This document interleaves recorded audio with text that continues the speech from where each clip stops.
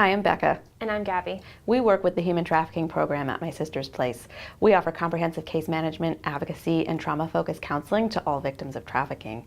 We're going to spend a little time today explaining what human trafficking is, what it might look like in our communities, and how to access our services.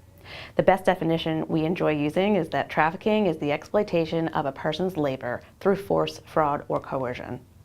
Similarly to domestic violence, trafficking is defined by power and control, and the use of power and control in recruiting a person into a type of work or forcing them to continue that work. Trafficking encompasses both labor as well as sex trafficking. That's right. And at My Sister's Place, the clients we serve through our human trafficking program include everyone. That's men, women, transgender individuals, adults and children, foreign nationals and U.S. citizens, both documented and undocumented people. Trafficking can occur in any work environment, including restaurants, hotels, construction, landscaping, healthcare, cleaning services, private homes and domestic work, summer camps, farms, nail salons, and much more. That's right, and so many of these industries exist in Westchester County. This is happening in our backyards. So there's a lot of common myths and misconceptions about human trafficking that we're going to go into and clear up right now.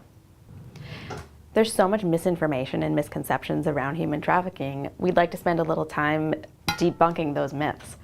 Mainly that sex trafficking is the only form of trafficking.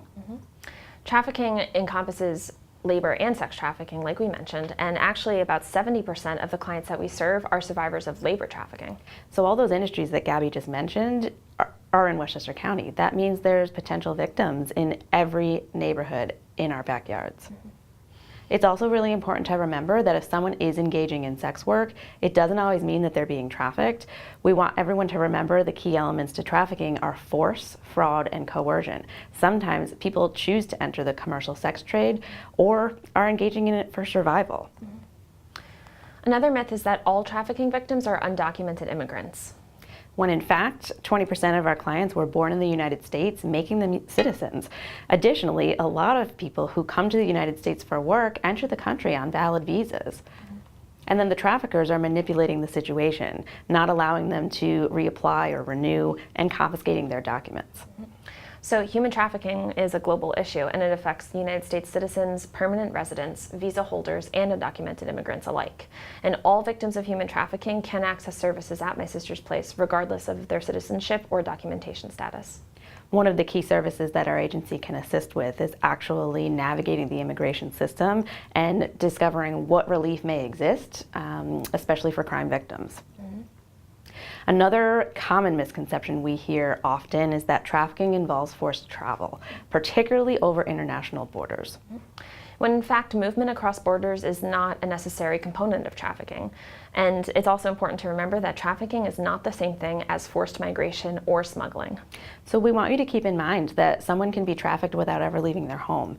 We're not talking about needing to leave a state, a city, a town, crossing into another country. This is something that can occur within our own towns. Although forced transportation can be used as a tool of control, it is not a required element of trafficking. That's right. We also hear, similarly to other forms of domestic violence, that people always have to be physically restrained, forced, or kept captive.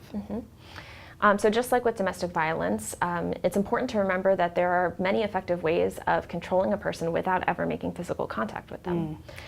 Traffickers are often using psychological, financial, cultural, and technological abuse, such as threats to the person or their family members, whether they're here in the States or back in a home country, fraud, isolation, and manipulation of the legal and immigration process.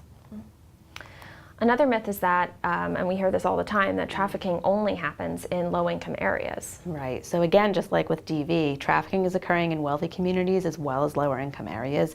We've seen trafficking take place all over Westchester County in economically diverse areas. This is not a crime that impacts a certain type of person.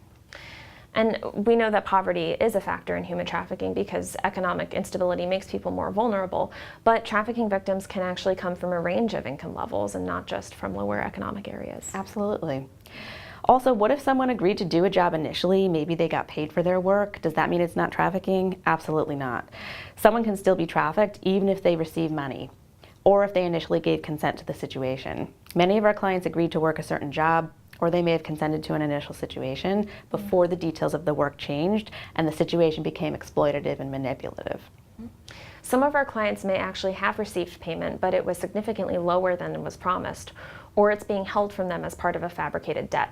But this does not negate the fact that they are trafficked. They have been trafficked. Absolutely. Thanks so much for spending some time with us today. We hope you found this informative and educational. Please continue to explore our website, and for additional information, give the Human Trafficking Program a call at 914-683-1333. Thank you.